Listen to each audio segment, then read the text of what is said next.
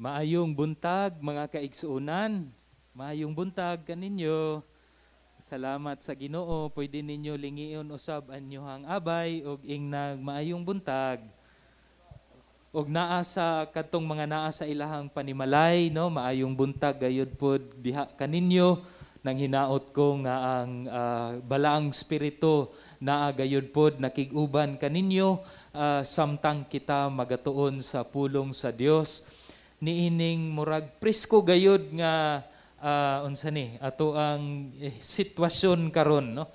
Salamat sa Ginoo mao nang gitawag nig al fresco.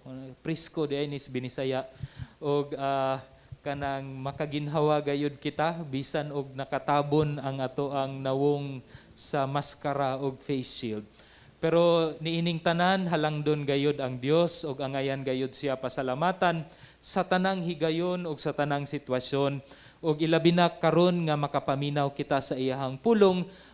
Kini usa ka oportunidad gayud nga motubo kita sa pagtuo ug pagsalig kang Ginoong Hesus.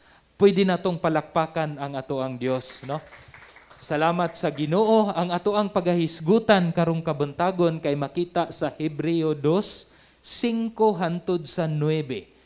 5 hangtod sa 9. Kung naa ka mo'y Biblia, no, palihog ablihi kini. Ato ang gitituluhan ang ato ang pagahisgutan karong kabuntagon og mahimayaong pagtawag sa dili angayan, no? Mahimayaong pagtawag sa dili angayan. Ato ang basahon ug dungan ang kining pulong gikan sa bersikulo 5 hangtod sa 9. Dungan ta, ready, go. Karon kun bahin sa umaabot nga kalibutan nga among gihisgutan, dili ang mga anghel ang ibutang sa Dios nga madumala niini. Tungod kay mao kini ang naisulat sa kasulatan. O Dios, unsa bagayod ang tawo nga gihatagan mog pagtagad? Tawo lamang siya nganong imong gayud siyang giatiman. Sa hamubo nga panahon, gibuhat mo siya nga ubos sa mga anghel. Okay, ready, go. Apan gipasidunggan mo siya nga sama sa hari ug gipasakop mo kaniya ang tanan. Giingon sa kasulatan nga gihimo sa Dios ang tawo nga magbubuot sa tanang butang, busa naglakip kini sa tanan. Apan karon wala nato makita nga ang tawo maoy nagbuot sa tanang mga butang. Bersikulo 9. Apan kun bahin kang Hesus, nasayod kita nga sa mubong panahon gihimo siya sa Dios nga ubos sa mga anghel aron nga pinaagi sa grasya sa Dios mamatay siya alang sa tanang mga tawo. Ug karon gipasidunggan siya isip hari tungod sa iyang giantos nga kamatayon. Ang Dios magapanalangin sa iyahang pulong. Karong kabuntagon, malipayon gayud kita nga makapadayon sa paghisgot sa pulong sa Hebreo, Kapitulo 2, 5 hangtod sa 9. Kung ato ang basahon kini, a little bit tricky kini siya nga pulong kay daghan siya og mga gipang sulti nga usahay kinsabay gisulti ani, kinsabay gipasabot ani nga mga pulong. Apan ato kining tagaan og paglamdag pinaagi sa grasya sa Dios karong kabuntagon. Na siguro daghan kanato dinhi sa ato ang balay alampuanan ug bisan pa diha sa inyong panimalay, parent, no, daghan naa kitay mga anak nga ato ang ginaalagaan. Unya usa sa ato ang paghandom sa atong kasing-kasing nga ang ato ang mga anak dili gayud mudako nga kanang gitawag bitaw nila og spoiled brat, no, kanang magbuot-buot, kanang dili nimo tugtan, mag wild dayon kana klase nga mga bata. Naay usa ka istorya sa usa ka trabahante nga trabaho siya sa usa ka game zone, kanang mura bitaw og dulaanan sa mga bata. Nagbantay siya didto usa ka adlaw, unya naay usa ka bata nga porma palang daan, makita nimo nga murag adunahan gayud kini nga bata. Ug tinuod man nipalit siya og daghan nga token para iyang ipangdula nga para ra gyud nga pangdato nga inana kadaghan. Niadto siya didto sa usa ka machine, unya nagsugod siya dula didto sa machine, nahurot na lang ang iyang token, dili man siya makadaog og kanang ticket, no? Naman ay ticket god. Dili gyud siya murag di siguro siya kabalo up to a point nga naglagot na gyud siya maayo, iyang gisipa ang machine kay dili lagi siya makadaog og ticket. So kadtong trabahante, miduol siya ni adtong bata og iyang gibadlo nga dong, ayaw palihugdong kay mahal biya na madaot ang machine. Nituyok ang bata sa iyaha, unya nilakaw padulong didto sa iyang manager, unya nangasaba sa mga tawo og niingon, wala ba mo kaila kinsa ako ang papa ug unsa mi kadato nganong indili man ko ninyo padaugon og tickets. Wala kabantay ang bata nga naa sa luyo usa ka tawo nga naa in a business suit, naka-Amerikana, unya gatan-aw sa iyang anak nga galingi-lingi. Ang papa di ay ito sa bata. Unya kalit lang gibira sa kadtong laki ang iyang bata ug niuli sila. Pagkataod-taod nibalik ang amahan, gadala og usa ka bag nga puno og mga gadgets sa bata. Unya iyang gihatag sa kadtong trabahante nga iyang gikasab-an, apil didto mga Xbox ug uban pa nga mga gadget. Isip lugar to kanang disiplina sa usa ka bata nga spoiled. Kita mga amahan gahandom ta og usa ka mga anak or mga anak nga obedient, no? Buutan og gadako nga nakaila sa Dios. Dili ta ganahan og usa ka klase nga bata nga kanang spoiled brat, laway og karakter, laway og mga linihukan. Kabalo batang mga igsuon nga usapod kana nga handom sa Dios Amahan alang sa iyang mga anak nga mga Kristohanon, nga nag-ingon og Kristohanon. Nga dili kita mahimo usab og laway nga linihukan og karakter diha sa iyang atubangan. Kabalo ba mo og unsay pamaagi nga mahimong ingon ana ang usa ka Kristohanon? Mahimo pud kitang spoiled or laway nga usa ka Kristohanon, makapandol nga usa ka Kristohanon kung malimtan nato ang grasya sa Dios. Kani manggong pulong nga grasya ginabalik-balik na kaayon ni nato, usahay mawad-an na siya og bili. Apan ingon ani ka importante ang grasya sa Dios nga kung malimtan nato kini, mahimo kitang feeling privilege, no nga dapat inyo gyud kong atimanon, dapat ingon ani gyud, dapat naagyoy maabot sa akoa, dapat ingon ani gyud ang inyong pagtagad sa akoa. Kay usahay makalimtan manggod nato ang grasya sa Dios. Maunang ganahan kay ko kay Job nga kadtong ni adtong panahona si Job biya ang usa sa pinakadato gayud nga tawo sa tibuok kalibutan ni adtong panahona nga nabuhi siya. Grabe kadato ni Job. Apan unsa man ang gisulti ni Job, niingon siya, hubo ako nga miabot ni ining kalibutana, hubo usab ako nga mobalik sa yuta. Sa naaman o sa wala, sa problema man o sa kaharuhay, blessed be the name of the Lord. Kay kabaluman si Job kung asa siya gagikan ug unsa ang grasya nga iyang nadawat. Kung kita mga igsuon makalimot sa grasya sa Dios, mahimo kitang feeling nga privileged. Spoiled nga bata, murag spoiled nga gasigi lamang og huna-huna sa atuang kaugalingon. Mao kini ang atuang pahinumdom karong kabuntagon, kay mauman kini ang gusto ipasabot sa magsusulat sa Hebreo or magwawali sa Hebreo nga sa panahon nga adunay dakong kalisdanan ang mga Hebrehanon ni adtong panahona, sa panahon nga gisulat kini niyang libro sa Hebreo, dapat hinumduman gayod sa mga katawhan sa mga Hebrehanon ang grasya sa Dios. The grace of God. Ug makahinumdom kita mga igsuon, sa pipila ka mga Domingo, nagstorya kita kabahin sa unsa kahalangdon gayud si Ginoong Hesus. Sa luyo sa pagsulay sa mga Hebrehanon, dapat hinumduman nila nga labaw sa tanang butang, matod pa sa atong gikanta, mao kana si Ginoong Hesus. Dili siya maikumpara sa mga hinimo sa mga anghel or sa mga propeta or unsa mang butang niining kalibutana. Maunang sa kadtong miaging Domingo, uban sa dakong kadasig o dakong gugma sa pulong sa Dios ang atoang magwawali. With all passion, nagadeklarar gayud sa kini nga giistorya sa pulong sa Dios sa Hebrew 2:1. Ang resulta kung si Jesus ingon ana kahalangdon, dapat kinahanglan gayud nato tipigan ug maayo ang mga kamatuoran nga atong nadungog aron dili kita may salaag.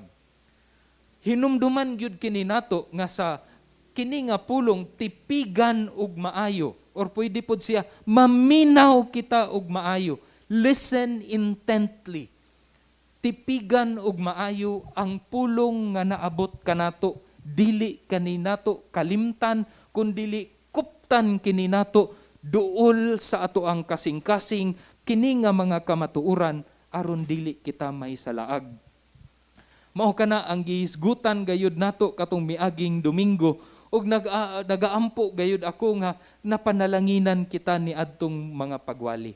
Apan karon atoa kining hisgutan more asa unsa man kining grasya sa Dios, nganong matawag man kini nato og grasya in perspective sa atoang kinabuhi. No, isip tawo, unsa man di ay naa sa atoa mga tawo, nga nganong halangdon man gayud ang grasya sa Dios, nganong maminaw man gayud ta, tipigan man gayud nato ang kamatuoran nga atong nadungog.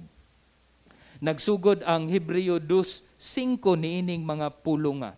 Karon kun bahin sa umaabot nga kalibutan nga among gihisgutan, dili ang mga anghel maoy ibutang sa Dios nga madumala niini. So, ang balik-balik nga pulong, kung mubasa kamo sa in English, kay kining pulong nga mudumala. Kalima lugar ni siya balikon sa ato ang hamubo lang bersikulo nga pagahisgutan. Maunang importante kaayo kini nga pulong kay gibalik-balik man ni siya sa magwawali. No, to govern, to put into subjection or mudumala. In other words, sa kadtong gihisgutan sa magwawali sa Hebreo, gikan bersikulo 1 sa kapitulo 2 hantod sa bersikulo 4, ang kamatuoran nga dapat natong tipigan ang dakong kaluwasan ug ang pagpamaagi niini sa pagwali sa dakong kaluwasan, wala kadto gihatag aron ang anghel maoy muwali ni adto. Kay og sa atoa lang panghuna-una, kung ako lay pabuton, murag mas effective man siguro kung naay anghel mo naog diri karon og maoy magwali kanato. Kung ako lay pahuna-hunaon, no?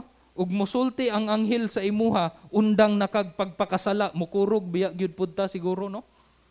Anghel nga dako kayo unsa ba nay porma ni ana, naay espada nga muana sa imuhang ulo, magpakasala pa ka.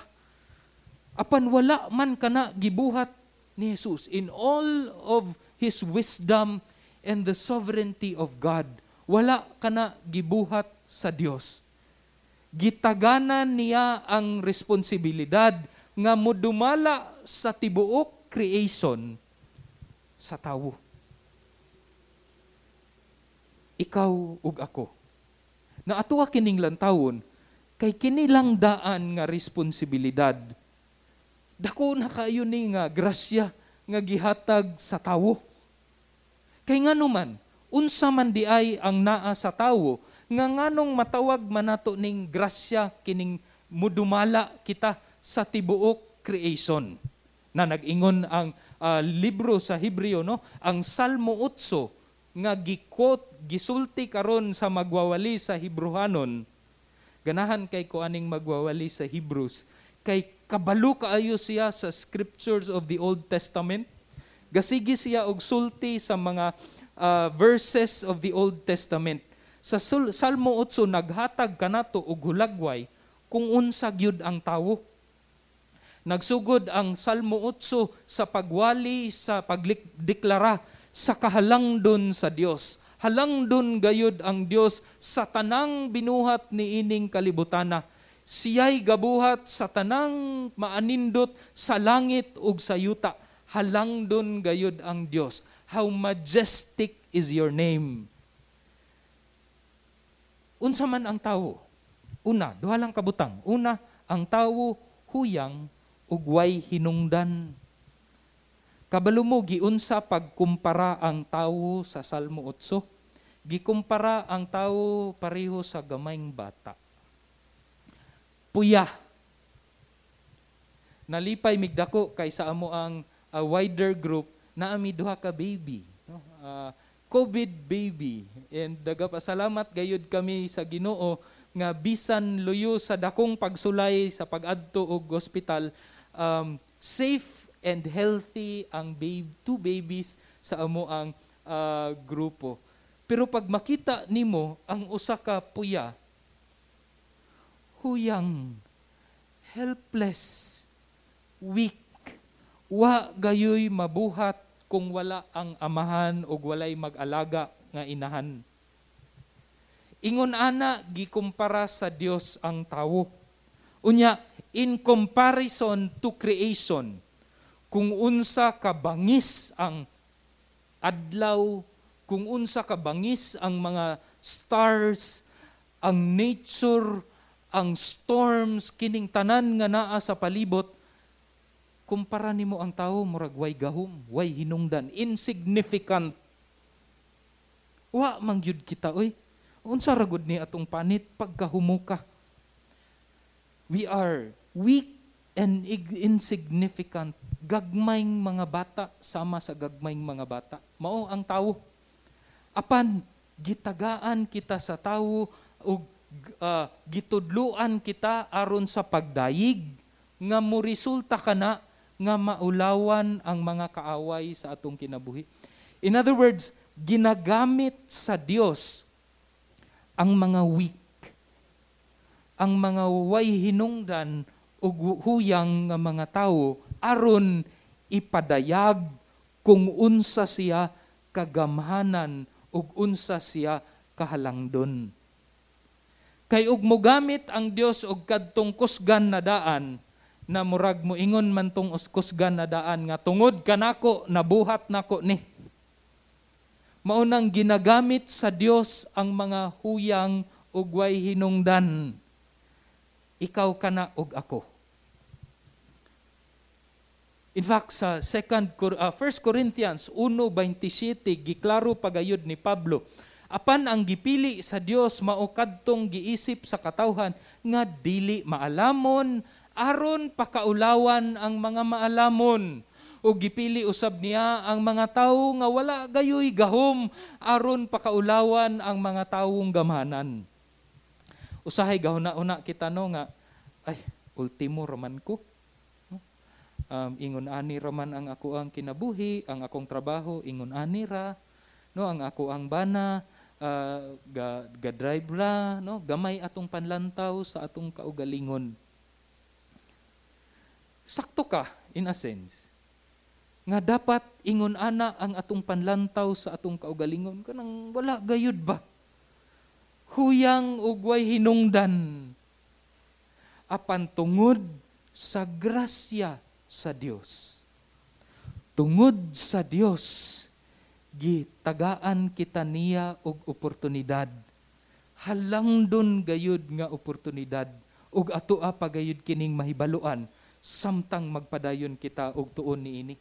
No?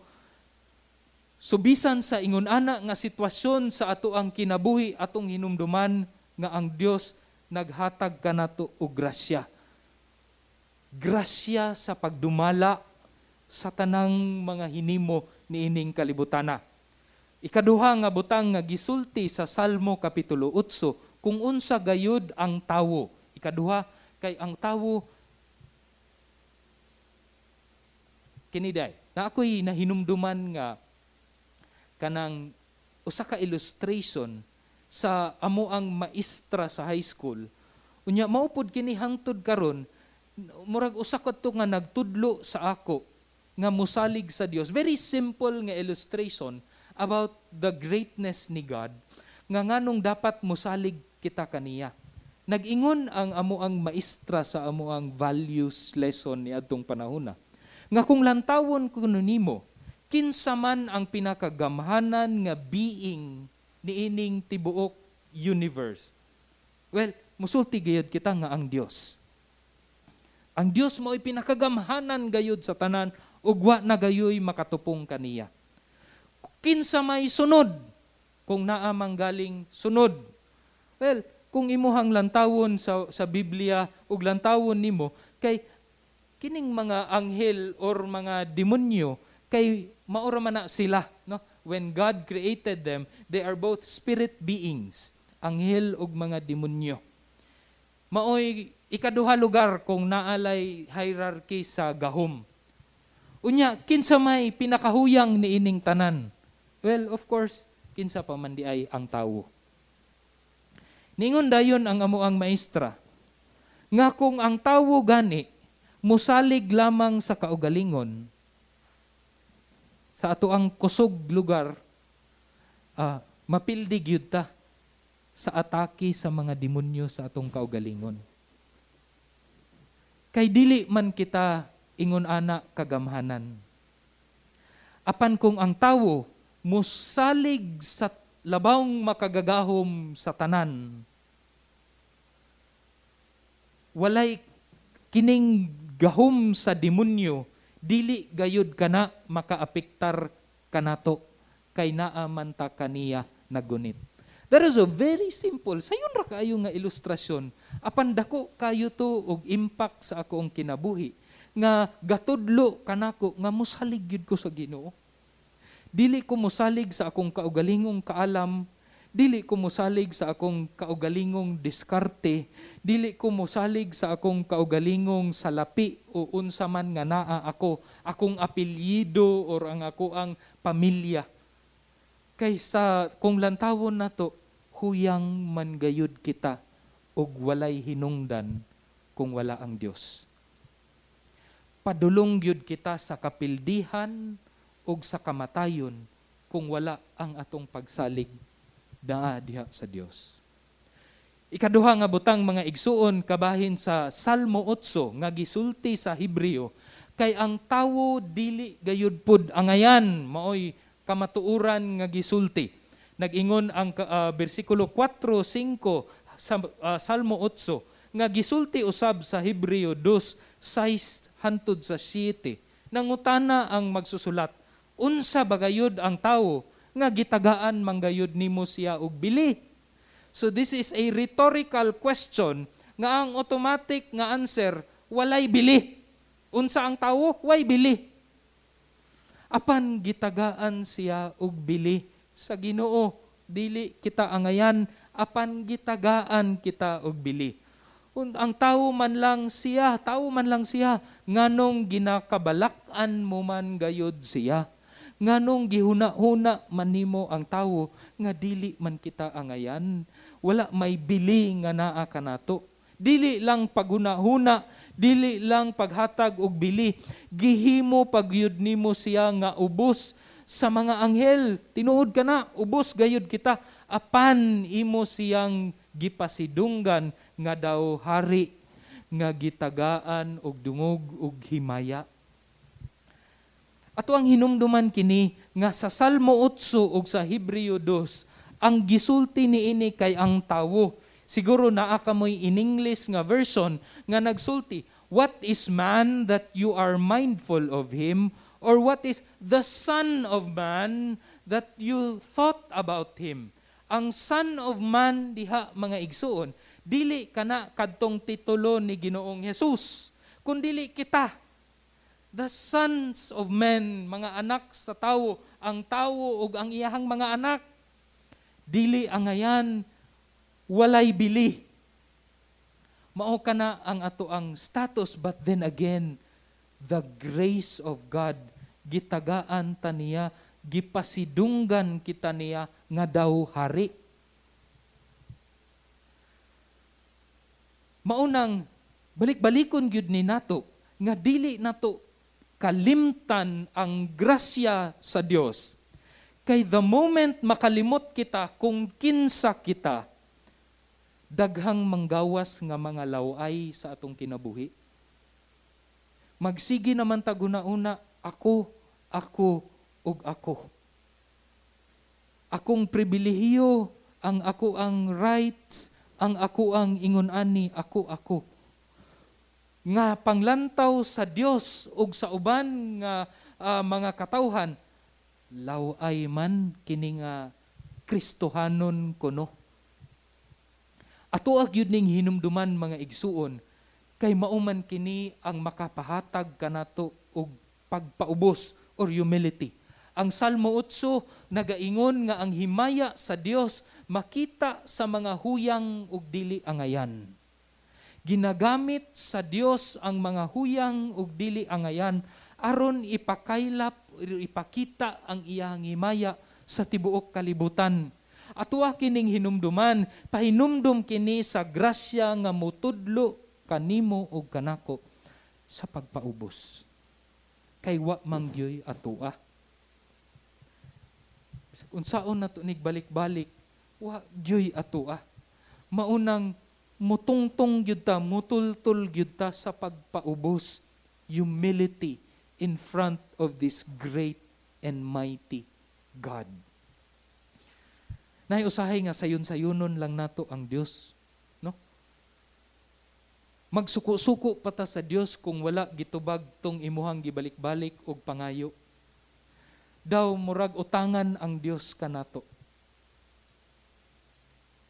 Makalimot kita nga kining tanan nga naa kita gihatag lamang sa Dios. Kita maoy utangan kaniya, mga igsuon. But yet He has given us this grace. Ato aning lantawon ug unsa man gayud kini. Ang grasya sa pagdumala ug pagpanalangin.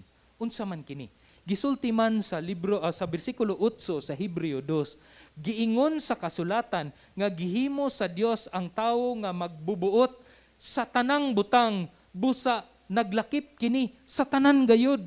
Kung padayonon nimo ang Salmo 8, gisulti pudto didto nga ang tanang mga butang niining kalibutana gihatag niya sa tawo nga iya nga idumala sa tawo, mao kadtong hari, no? Isip crown naa kadtoy gikauban nga responsibilidad diin kita mo'y modumala sa tibuok gayod nga creation. Sa pagdumala o pagpanalangin. Kung mubalik kita sa Genesis Kapitulo 1, versikulo 28, gisulti sa Dios kay Adan o kay Iba, representative sa mga tawo, nga panganak kamo og daghan aron malukop sa inyong kaliwatan ang kalibutan. Pero murag nalukop naman ang kalibutan karon, ayaw na mog panganak og daghan. No, murag maglisod siguro ta ana. No, dumalaha ninyo kini og kamo magmando sa tanang matang sa mga mananap. Pagdumala og pagmando.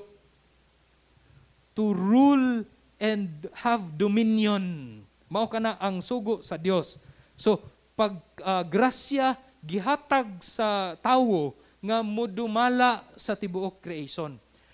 Giklaro pagyud ni or gisulti manibalik sa Dios kang Noah, no? Pagkahuman sa dakong flood, gibalik sulti sa Dios kay Noah, kay nahurot naman ang tawo ni adtong panahon na kini gihapon nga kasuguan. Makita nato sa Genesis kapitulo 6 man siguro siya, 5 or 6.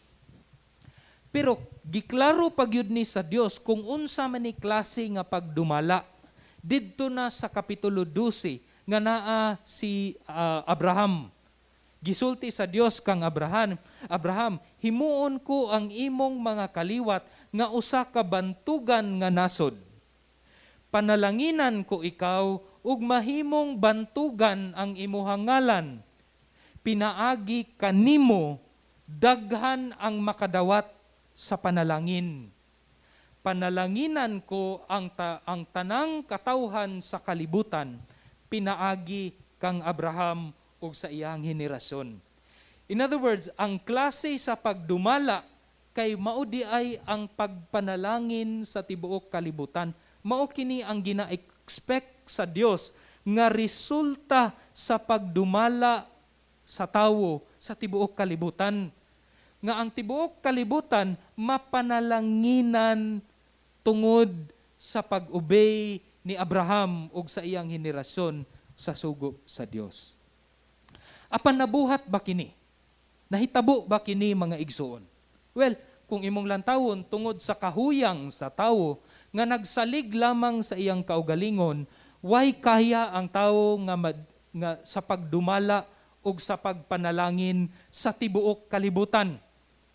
Bisag unsaon nato pagbuhat og maayong panggobyerno, pagpili og maayong presidente, pagpili og unsa mang mga leader sa atoang mga barangay ug uban pa, dili gyud nato mabuhat, wala kitay gahom, wala kitay kakayahan nga mahimong panalangin sa mga katawhan ug sa pagdumala sa katawhan nga unsay gusto sa Dios. Klase sa pagdumala ug panalangin nga gusto sa Dios. Dili nato kaya mga igsuon. Mauna, kung lantawon nimo sa historya sa Israel, instead nga mahimo silang panalangin, nahimo naman noon silang kapandulan sa mga nasod nga naa sa ilang palibot. Dili gyud kaya. History has proclaimed it. Nakita na nato. Puro lang gubat atong makita sa history. Ang Israel nga pinili sa Dios, wala gayod nakatuman niini kay nahimo man silang kapandulan. Another pagyud nga kanang evidence nga dili nato kaya kay kini mismo nga gina-experience sa mga Hebrehanon niining panahona, asa man diri ang pagdumala ug pagpanalangin sa mga katawhan nga kami anaa man kami sa paglutos ug kasakit. Ug dadon nato karon mulantaw kita sa atong palibot, asa man kini ang klase nga Diosnon nga pagdumala ug pagpanalangin nga gihatag sa Dios sa tawo nga grabe man ang korupsyon. Wala na gani mi lisod na gani ang amuang pangita, ginakawatan pagyud mi sa panggobyerno.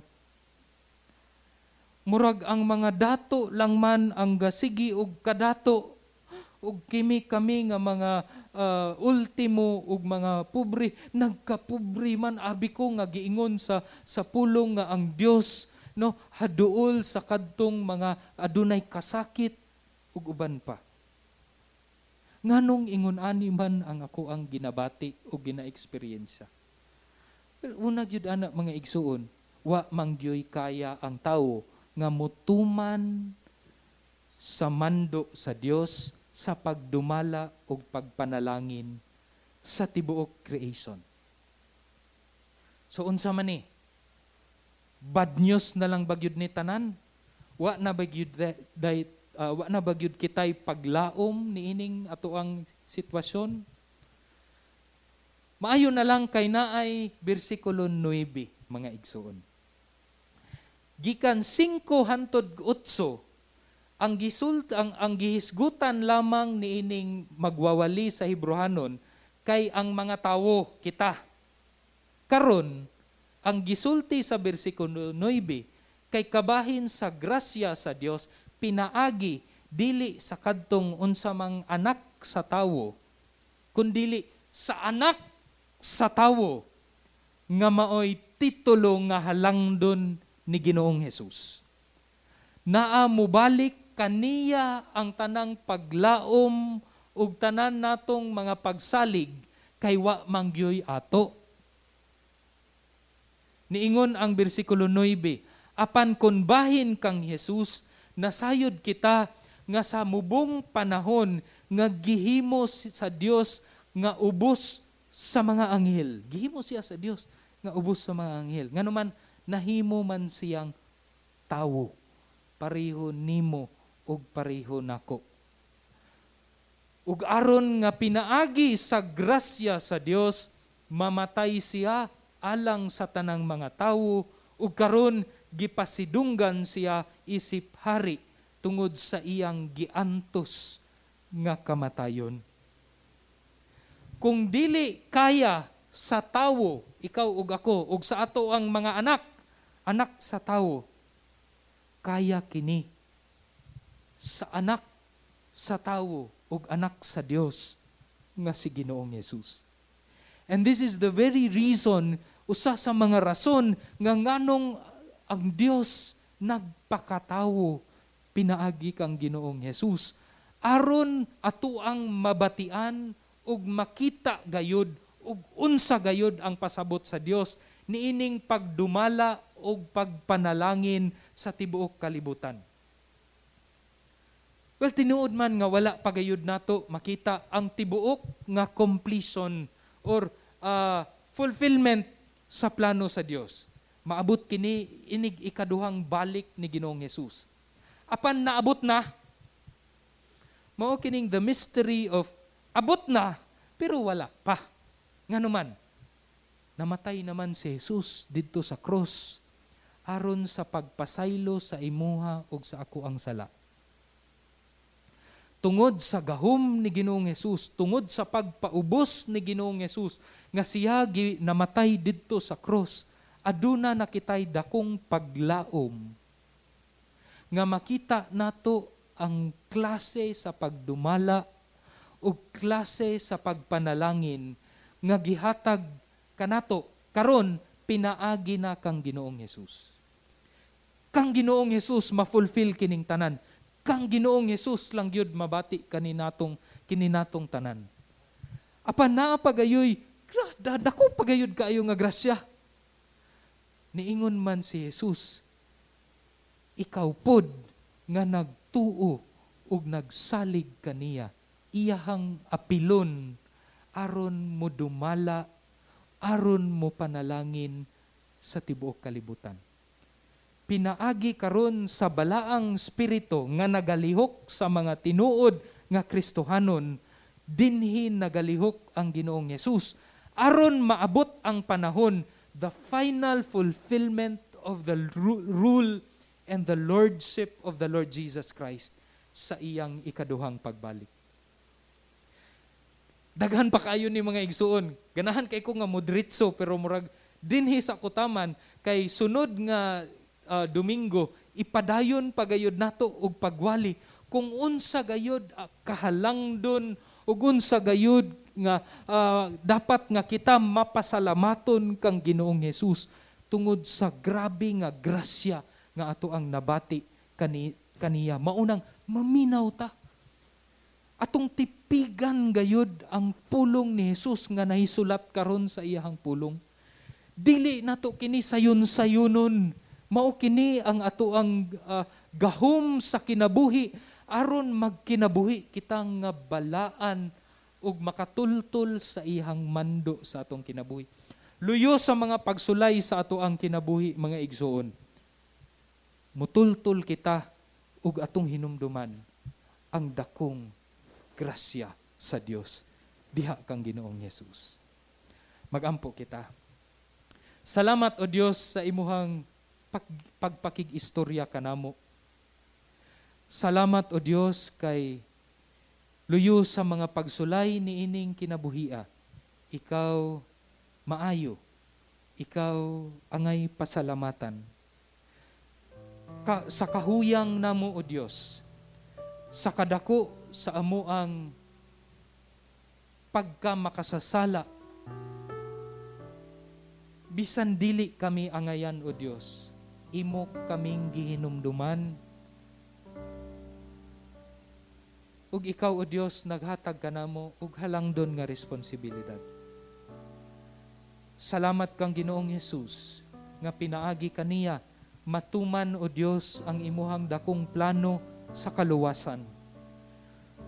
Unya pinaagi usab kang Ginoong Hesus, giimbitar kami niya nga muuban kaniya muduyog kaniya aron o Dios ma-fulfill ang imuhang dakong plano sa pagdumala o sa panalangin sa tanang mga kanasuran. Daghan pang mga oportunidad o Dios nga amoa kining masabtan ug amoa kining mahisgutan. Ikaw mo panalangin kanamo ug magiya kanamo sa amoang journey of understanding the book of Hebrews. Kanimo o Dios ang dungog ug himaya sa ngalan ni Jesus.